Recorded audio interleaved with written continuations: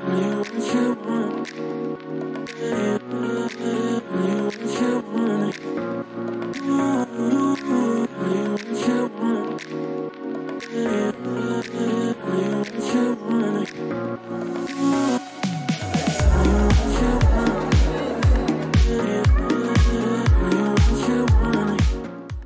vais raconter une histoire. Il était une fois une femme. Cette femme, c'est peut-être vous. Elle voulait réussir sa carrière, passer du temps avec ses proches, avoir du temps pour elle, rester en bonne santé, être parfaite. Une super-héroïne, non? Mais voilà. Est-ce que vous croyez aux super-héroïnes? Super-héroïnes, pardon. Moi, oui, mais pas dans le sens la femme parfaite. D'accord? Alors aujourd'hui, ce que je vous propose dans, je pense, 20 minutes d'intervention, c'est qu'on oublie un instant le fantasme de la perfection et qu'on se pose une vraie question. Comment faire carrière? Carrière, c'est un mot qui fait peur. Avancer et trouver un équilibre qui nous ressemble vraiment, notre équilibre à nous. Vous êtes prêtes? Alors, bon, déjà, je me présente quand même, ça sera un petit peu plus poli. Je m'appelle Alexandrine, j'ai 50 ans déjà. Je peux vous dire que j'en ai porté une casquette depuis. Je vais essayer de faire en sorte qu'on m'entende. Et si la vie m'a appris quelque chose, vraiment, c'est qu'on ne trouve pas l'équilibre, parce qu'on parle de trouver son équilibre, on le crée. D'accord? Donc ce qu'il y a de bien, c'est qu'on est maître de ça et qu'on peut décider. C'est une bonne nouvelle. Alors j'ai pas besoin de ça pour quand même raconter un tout petit peu ma vie. Si je suis là aujourd'hui, il y a un petit peu de légitimité quand même pour parler de ce sujet. C'est que donc déjà je suis maman, solo. Et il y a 15 ans, j'ai fait un pari fou, en tout cas qui m'a semblé fou, qui me semble encore fou aujourd'hui. Je me dis que je devais être folle à l'époque. C'est qu'au moment où j'ai décidé de quitter ma vie perso, donc de me séparer, de divorcer, après 18 ans de vie de couple, avec 2 enfants en bas âge, 7 et 9 ans, j'ai décidé d'entreprendre. Donc dans un moment où ma stabilité financière allait être menacée, j'ai vraiment décidé d'entreprendre. Ça me dépassait, malgré les peurs qu'on me projetait, de dire « Ah non mais attends, il faut que tu gagnes de l'argent, tu peux pas sortir comme ça, c'était folle, tu vas prendre un bureau en plus, mais vraiment comment tu fais ?» Alors j'ai fait parce que j'ai un petit livret de caisse d'épargne qui m'a permis d'investir pendant un an dans un petit bureau à 260 €. Voilà. Et je l'ai fait, ça fait 15 ans, je regrette absolument pas, c'est quelque chose qui me dépassait. J'ai suivi une formation sur Paris de coaching qui me coûtait cher aussi et j'ai trouvé des astuces. Et aujourd'hui, c'était plus fort que moi, c'était une vocation de dire j'ai envie d'accompagner, après 15 ans d'RH quand même, hein, j'ai envie d'accompagner les gens de façon indépendante, parce que je me suis rendu compte que c'était mon style de travail, à trouver leur place, que ce soit des hommes ou des femmes, je ne m'occupe que des femmes, et donc d'être bien dans ce monde qui bouge, qui est en mutation et qui est exigeant, et notamment pour les femmes, pour le coup. D'accord, c'est pas un leurre, il y a un inconscient collectif qui est là, il ne faut pas le négliger, les femmes. On doit toujours faire plus, on doit prouver, en fait, on n'est pas obligé, hein, mais n'empêche que la société attend ça. Vous m'entendez bien ou pas? Parce que j'essaye de... Il y a des petites coupures, hein? Il y a une façon de le mettre ou... Non, c'est... Ok. Alors, parce que quand même, 50 ans, la mémoire, tout ça, j'ai pris des notes.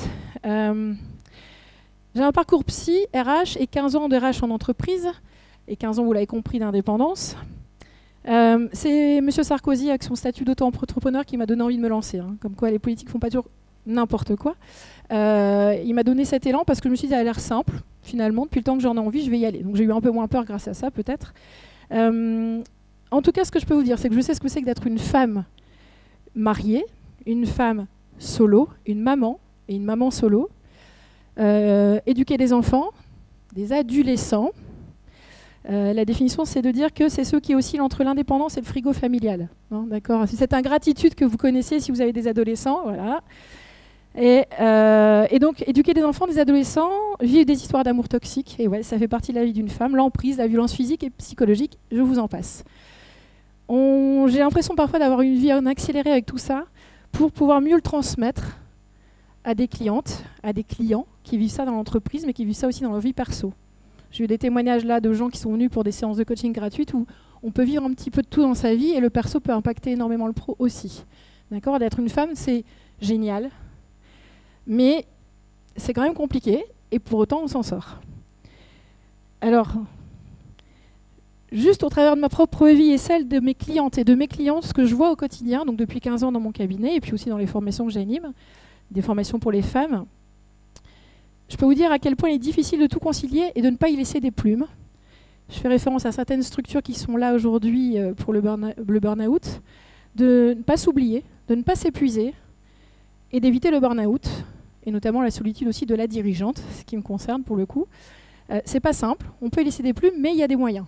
Et c'est pour ça que je suis là aujourd'hui, c'est pour tenter de vous transmettre ce que moi j'ai pu appliquer.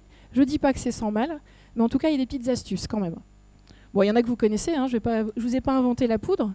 Et donc du coup, comme il va falloir que je cille avec mon PowerPoint, hop, voilà, donc ça je vous l'ai dit, hop, voilà, j'ai une grande question, c'est de savoir selon vous si être une femme et faire carrière c'est possible. Ouais, quand même, hein. Bon, si vous avez déjà les réponses, je n'ai pas besoin de passer tout ça, mais je vais quand même le faire. En fait, carrière, c'est quand même un mot qu'on diabolise, d'accord, qui fait peur, qu'on fuit généralement. Pour autant, est-ce qu'on sait ce que veut dire le mot carrière? Parce que moi, je pense que si c'est de dire qu'il s'agit d'avoir un parcours, alors je vais vous le mettre, hein, si c'est d'envisager son travail comme un projet de vie, ou un projet à plus ou moins long terme, normalement, en tant que femme, on sait gérer ça. S'il s'agit de faire preuve d'ambition, et pour moi, l'ambition, la définition, c'est désirer ardemment quelque chose. Normalement, on a le droit, nous, en tant que femme, de désirer ardemment quelque chose, on est d'accord. On ne s'autorise pas toujours. Hein. Trouver du sens dans son travail, bah, c'est accessible à une femme aussi, de trouver du sens dans son travail. D'accord ? D'ailleurs, on se pose beaucoup de questions, on a envie de trouver du sens, nous, en général. Si faire carrière, c'est construire une réputation, donc avoir une reconnaissance, j'imagine qu'on est tout à fait capable d'obtenir ça. En tout cas, j'espère que vous aspirez à ça et que vous cherchez à l'obtenir. Et une stabilité financière, et je vous le souhaite, d'être indépendante financièrement. On ne sait jamais ce qui peut nous arriver.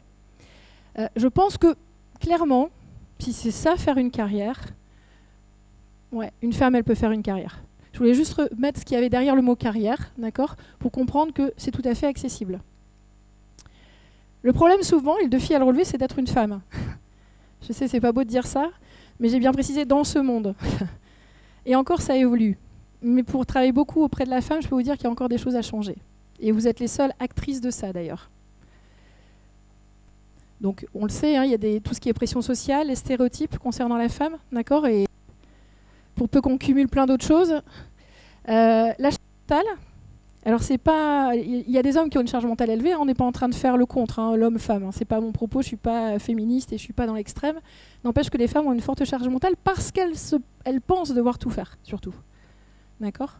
Bon, après, il y a des stats, hein, 2 heures de tâches ménagères en plus par jour, en moyenne. Voilà. Bon, il y a des solutions, hein, ceci dit. Et il y a un truc qui touche tout le monde, quel que soit le sexe, évidemment. Mais quand même, les femmes, je ne sais pas pourquoi, elles ont tendance à avoir un vrai souci avec ça, c'est le syndrome de l'imposteur, qui est souvent un frein à la confiance en soi et à l'audace, d'oser des choses. D'accord ? Pourquoi ? Parce qu'on ne se sent pas toujours légitime de faire les choses. On pense que si on nous a confié quelque chose, c'est parce qu'on a eu de la chance. C'est parce qu'ils n'avaient pas le choix, ils nous ont choisi, nous. C'est le hasard. Il nous a mal évalué, il n'a pas vu que j'étais nulle, en fait. D'accord ? Donc tout ça, tout ce qu'on a dans la tête, là, c'est ce qui nous empêche de peut-être aller vers une carrière. D'accord ? C'est pas toujours la société, mais c'est à cause de ce qu'on entend dans la société qu'on se retrouve à ce niveau-là. Alors, ce que j'aimerais, c'est vous donner une clé. La première des clés, c'est faire carrière, vu qu'on a tendance à prendre beaucoup de responsabilités et d'en endosser pas mal. C'est peut-être la clé, c'est peut-être de dire, est-ce que j'équilibre bien ma vie pro, ma vie perso ? En tout cas, est-ce que je mets toute mon énergie dans ma vie pro ou est-ce que la vie perso, j'ai su l'investir aussi ? Pourquoi ? Parce que c'est comme si vous étiez faite d'une cuve d'énergie et que pour la remplir, il faut faire des choses que l'on aime. D'accord ? Il faut s'énergiser. Ok ? Et si vous faites que du « il faut que », je dois faire ça, je dois m'occuper d'un tel, je culpabilise si je fais quelque chose de sympa pour moi, malheureusement, à un moment donné, votre cuve, elle est vide et ça tire un peu sur la corde. Pour peu que vous fassiez un métier que vous n'aimez pas, mais pensez que vous ne pouvez pas en changer, ça commence à être difficile. Donc l'idée, mon idée, c'est de vous donner quelques petits tips. En fait, pouvoir aller vers une carrière, c'est déjà un état d'esprit, d'accord? Donc notamment, c'est s'autoriser en tant que femme à imaginer que c'est possible de prendre des responsabilités tout en étant maman ou pas. Certaines me disent, moi c'est pas maman mais j'ai un cheval, ça prend du temps. Bah écoutez, pourquoi pas, parce que tout le monde ne cherche pas à être maman aussi. Mais en tout cas, on a plusieurs casquettes, mais on peut déjà s'autoriser à vouloir faire cette fameuse carrière. Le poste qui nous permet d'être reconnu, le poste qui nous permet d'avoir une stabilité financière, d'avoir des responsabilités telles qu'on les imagine, en tout cas d'atteindre notre ambition, ce qui va nous rendre, nous, heureuses, c'est s'autoriser, c'est être ambitieuse. Donc c'est ce que je vous disais, désirer ardemment quelque chose, tout simplement. Se donner de la légitimité, ne pas attendre qu'on nous la donne, mais se la donner, la légitimité. J'ai de la valeur, je m'estime, je vais vous le dire, je m'aime, et donc je suis tout à fait capable de me dire que je suis légitime à faire quelque chose. Peut-être pas parfaite pour le faire, mais en tout cas légitime. Je m'autorise. Et puis vous savez quoi, je suis imparfaite. Parce que vraiment le syndrome de la Wonder Woman, il faut oublier quoi. J'espère que ça vous parle. Voilà, bon, j'ai mis la photo, des fois vous ne saurez pas, alors c'est ma génération, donc je ne sais pas si ça parle à tout le monde, mais soin de soi, c'est la base. J'aurais peut-être dû le mettre en premier, après s'autoriser, se faire passer en priorité. Et nous les femmes, et je ne dis pas que les hommes ne sont pas capables de ça, mais nous on a une fâcheuse tendance à faire passer tout le monde avant nous et à s'oublier. Généralement on croit qu'en premier, quand on est maman, ce sont les enfants. Alors le mari, lui on ne sait plus s'il est dans la boucle à un moment donné. Et nous, alors, on est où dans tout ça? Est-ce qu'on fait des choses pour soi? Est-ce qu'on fait du sport? Est-ce qu'on fait du tricot? J'en sais rien. Un truc qui nous grise et qui nous remonte cette couche d'énergie pour se sentir bien. Donc, généralement, l'idée, c'est de penser d'abord à soi. On va dire, c'est égoïste et tout. Non, c'est un égoïsme sain. C'est comme ça qu'on appelle en coaching. C'est de penser d'abord à soi, parce que pour s'occuper des autres, vous le savez, c'est très simple. C'est une phrase que vous avez déjà entendue 100 fois, mais c'est vrai. Pour s'occuper des autres, il faut déjà savoir s'occuper de soi. Donc s'occuper de ses enfants, quand on n'est pas bien, généralement on s'énerve vite, on perd patience, on râle sur le mari, il n'y a rien qui va quoi. Donc la base c'est nous. Mais bon. Et puis allez regarder les femmes leaders, il y en a plein. Des femmes modèles, il y en a plein. Des femmes qui ont fait des grandes choses, il y en a plein. Ce sont des femmes très inspirantes. Vous allez avoir Simone Veil par exemple, qui a fait de son histoire quelque chose, qui a pu transmettre à d'autres personnes un tas de choses grâce à son histoire. Et vous en avez plein, vous avez des grandes sportives, vous avez des présidentes, vous avez dans la politique, et soit l'âge, parce qu'on me dit, ah oui, mais il faut attendre d'avoir un peu une expertise pour tout ça, c'est faux, archi faux. Vous avez des très jeunes qui ont pris le micro et qui, vous dites, elles ont eu combien de vies avant pour être comme ça? Donc voilà, ça c'était au moins pour vous dire que c'est un état d'esprit de vouloir être une femme et faire carrière.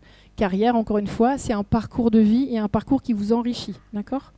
C'est pas c'est pas rayer le parquet et faire la concurrence et la compétition, c'est pas ça, ok? Et du coup, la deuxième question à se poser, en dehors de l'état d'esprit, vous avez vu que dans l'état d'esprit, il y a quand même beaucoup de choses à régler déjà. Quand même, voilà, vous allez faire appel à un coach. Et deuxième chose, très importante, est-ce que le temps que je consacre à mes activités reflète ce qui est vraiment important pour moi? Est-ce que je mets mon énergie à des choses qui sont importantes pour moi? Est-ce que je consacre mon temps déjà à moi-même et aux choses qui sont importantes pour moi? Pour moi. Donc d'ailleurs, je vous pose la question. Levez le bras pour celles qui pensent que ouais, elles font vraiment des choses qui sont importantes pour elles en priorité. Moi, c'est bien. Ah, mais ça, c'est pas la question. J'ai pas demandé qui est Superwoman. De toute façon, vous l'êtes toutes, j'en suis sûre. Donc, c'est pas la question. Ok, bon, il n'y en a pas tant que ça quand même qui ont levé la main. Alors, petit exercice de coaching que j'utilise énormément pour rééquilibrer vie pro, vie perso avec des clients et des clientes. Faire le diagnostic de là où vous mettez votre temps. Quand on commence à le regarder en face, ce temps où on le met, on commence à avoir des grosses prises de conscience. Il y en a qui scrollent la journée. Il dit j'ai pas le temps de faire ceci, cela. Mais si on retirait le temps à scroller, par exemple, ça veut dire que c'est pas bien de scroller, mais bon, des fois on scrolle un peu beaucoup. Voilà, donc l'objectif d'aller regarder, d'aller faire un diagnostic de son temps, c'est de prendre conscience, comme je vous dis, de ce qui l'occupe et de ce que vous allez prioriser demain pour enfin réaliser vos ambitions et tenir vos objectifs. Comment? Je ne sais pas si ça vous parle, la roue des domaines de vie. Alors celles qui ont fait du coaching, très certainement. Il y en a qui connaissent? Ouais. Bon, pas les autres, donc c'est très bien. Moi j'appelle ça, c'est pas très joli, mais quand j'accompagne, j'appelle ça un camembert. Je vais vous dire pourquoi. En tout cas, c'est un outil puissant quand vous l'utilisez, quand vous y mettez dedans. Donc je vais vous le proposer aujourd'hui. Alors c'est toujours mieux de le faire avec un coach, vous avez bien compris. Mais vous pouvez le faire toute seule ou avec votre conjoint ou avec une amie, etc. Voilà, ça c'est mon fameux camembert. Il faut partir du principe que ça, c'est votre temps du lundi au dimanche. Voilà. Et donc normalement, il n'y en a pas une qui a un plus gros que le mien. Parce qu'on a tous le même temps. D'accord? Donc de croire que vous pouvez faire plus de choses que moi, c'est pas certain. Donc l'idée, c'est de créer des portions de ce temps. C'est pour ça que je l'appelle le camembert, au moins c'est concret, c'est pas très joli, hein, j'avoue. Mais d'aller créer des portions et d'aller mettre vos différents domaines de vie. Combien de temps, quantitativement, et aujourd'hui, je consacre à mon travail? Combien de temps je consacre à moi-même? Et d'ailleurs, ça serait peut-être même la première question. À mon conjoint, des fois on est très surprise de voir à quel point on ne consacre pas beaucoup de temps. À mes enfants, quand il y en a, à mon cheval, s'il y en a, etc., mes chats, mes chiens, mes animaux, à ma vie sociale, etc., etc. Donc travail, couple, moi, la vie sociale, etc. Rien que ça a l'air basique, mais j'ai fait pleurer des gens avec ça, je suis désolée.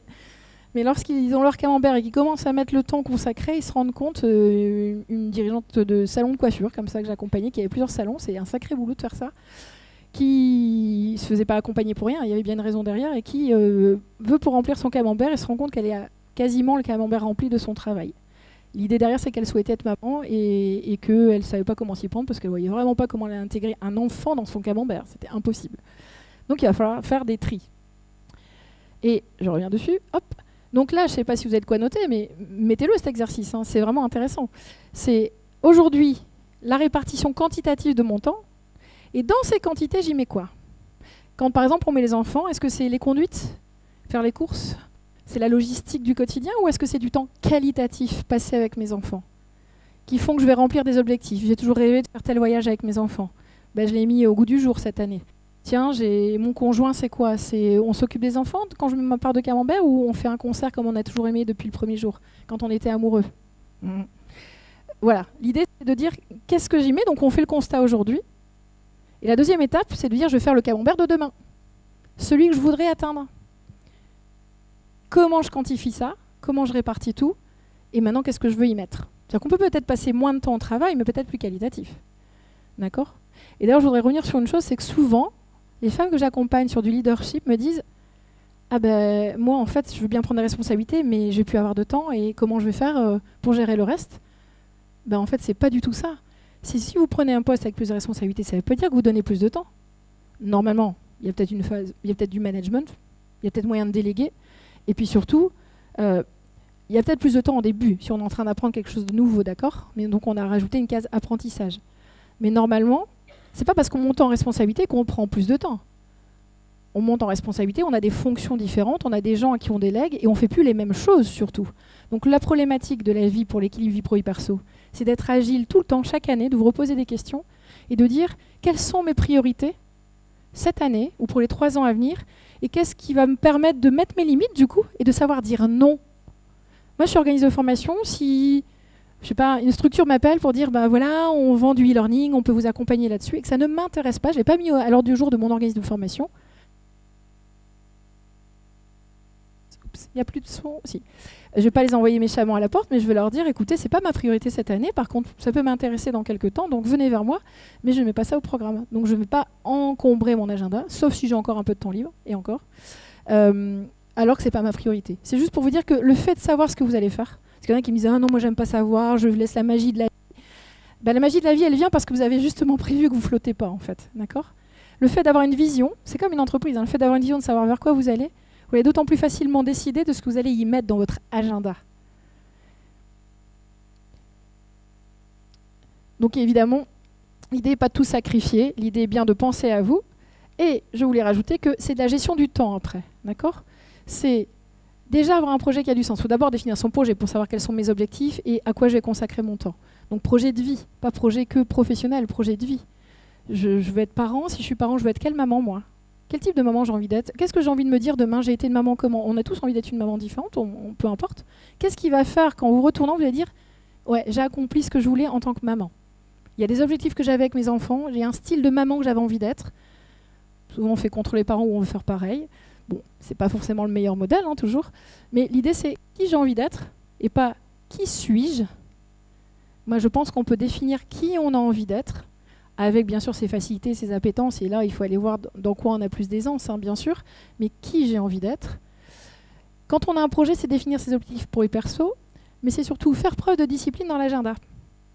Si vous avez décidé de vous remettre au sport, et que vous décidez que vous allez y aller tout doucement, c'est pas la peine de mettre 10 heures de sport par semaine quand vous n'en faisiez pas du tout, mais vous allez mettre peut-être 45 minutes par semaine, c'est bien déjà, mais toutes les semaines, le même créneau horaire, et vous répétez.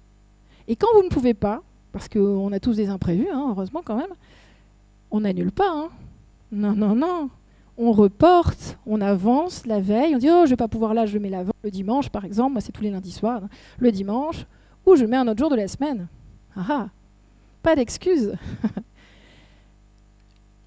Réviser, alors je vais mettre dans l'autre ordre. Voilà. Savoir dire non et mettre ses limites, ça va vous aider, le fait de savoir que vous avez un projet, mes objectifs, c'est ça. Ça a l'air barbare comme ça. On se dit « Voilà, c'est hyper structuré, mais c'est hyper important de savoir vers quoi on va. » Et de dire « Du coup, je vais pouvoir dire non beaucoup plus facilement. » Mettre mes limites. Et vous avez envie de faire votre sport le lundi soir, quelqu'un vous dit « Ah, tu peux ?» Bah non, j'ai mon sport. Même si des fois, on a envie quand même de dire « Ouais, t'as raison. » Voilà, bah non. Et déléguer. « Oh, bah dites donc, laissez le mari faire parfois. » J'ai ma meilleure amie, là, j'avais en ligne hier. Et elle me dit « Tu vois, moi j'aimerais bien ça, mais bon, je peux pas laisser Jérôme avec les 2 filles, hein, ça va pas aller du tout. Hein. De toute façon, il fait pas du tout bien. » J'ai dit « Mais Kat, enfin on s'en fout qu'il fasse bien ou mal, prends ta liberté. » Et puis si les enfants disent « Ah, bah avec maman, c'est mieux. » Bah tant mieux. Ça prouvera au moins qu'il y a une légitimité à être maman. En bref, ça veut pas dire que le papa il fait mal, mais je lui ai dit « Mais pourquoi tu t'empêches et pourquoi tu l'empêches d'être papa aussi ?»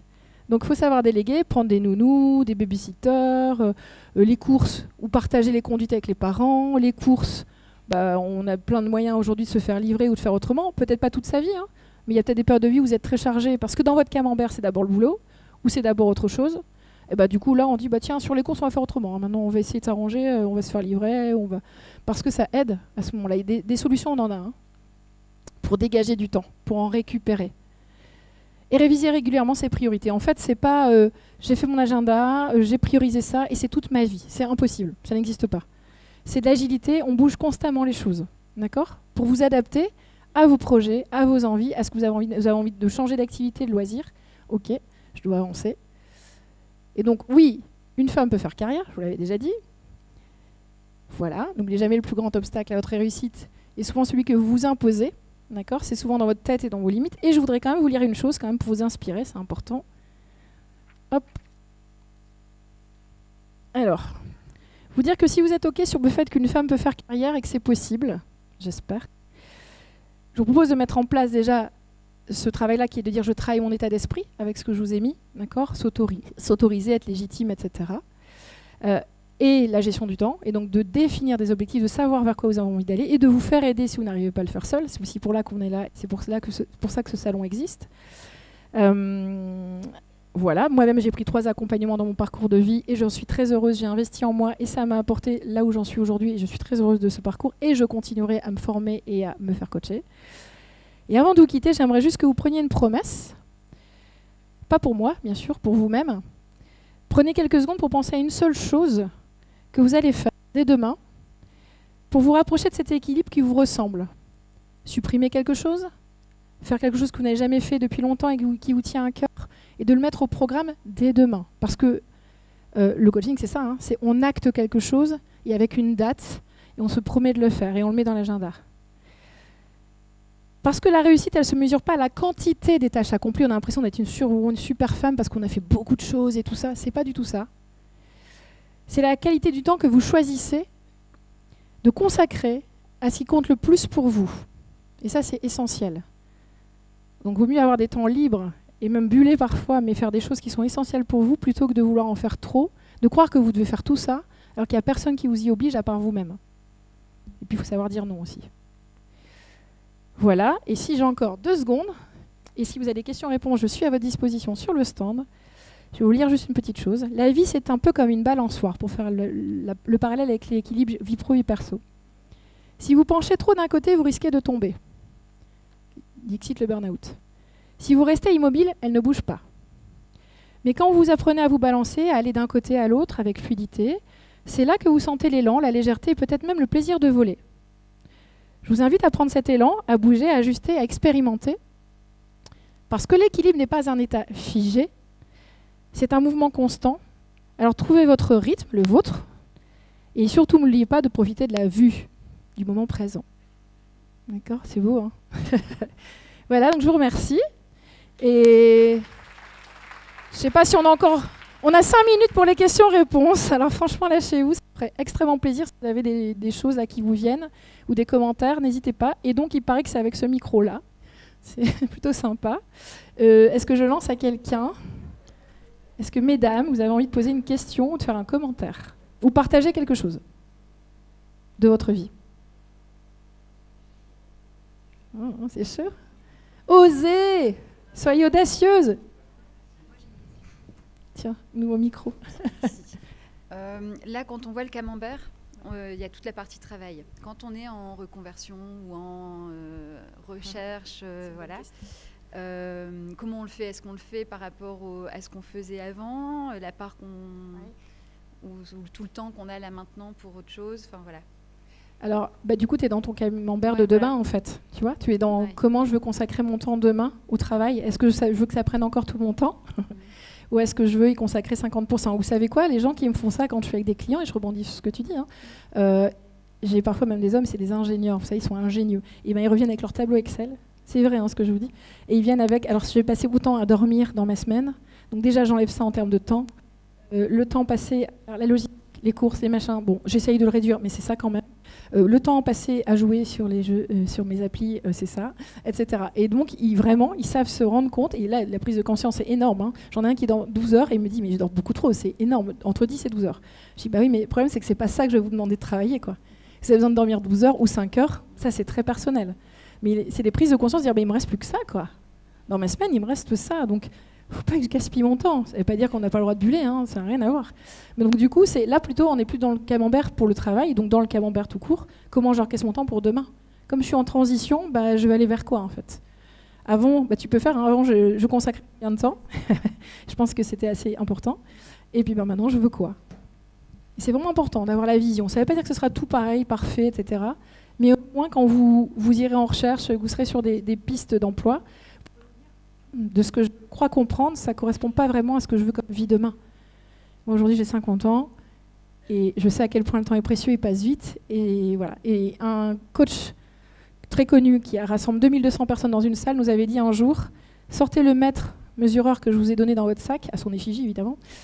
Il dit, vous sortez, on imagine que vous avez 90 ans d'expérience de vie et vous enlevez ce que vous avez déjà vécu aujourd'hui. Bon, j'avais 45 ans, j'avais 45 ans à l'époque, j'ai fait 45, on s'est tous regardés dans la salle, j'ai dit, punaise, il y en a, ils ont un truc comme ça, parce qu'ils sont tout jeunes, et il y en a, ils en ont beaucoup moins que moi. Et là, j'ai réfléchi en me disant, en fait, ok, parce qu'il a dit, sans compter que votre capital santé ne va pas aller en s'améliorant. Après, il y a des gens qui s'occupent de notre capital santé.